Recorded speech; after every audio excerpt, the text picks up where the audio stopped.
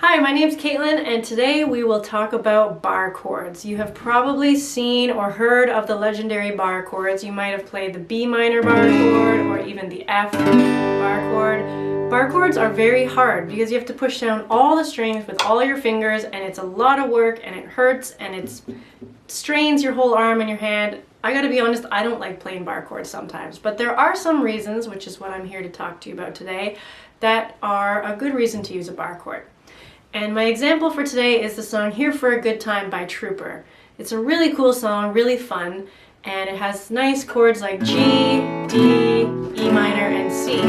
But instead of playing those open chords, or those cowboy chords you might have heard them called, I can use the equivalent evil twin sister bar chord of each of those chords. So instead of an open G chord, I can play a bar chord G chord. And I can play a D chord here, E minor, and C. And why I will do this is because I can add in some rhythmic elements with using my bar chord.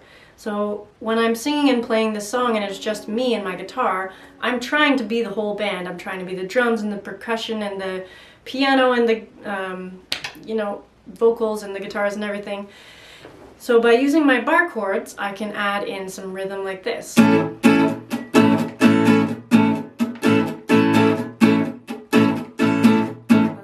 A good friend of mine told me something the other day.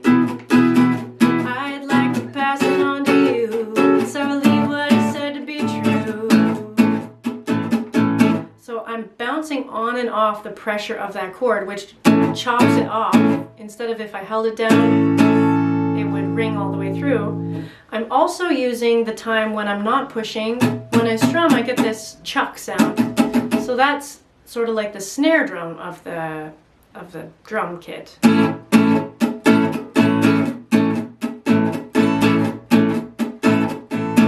So that's a cool reason why bar chords might be something you want to try. But if they're a little too hard, don't worry about them for now. Just have some fun with the open version.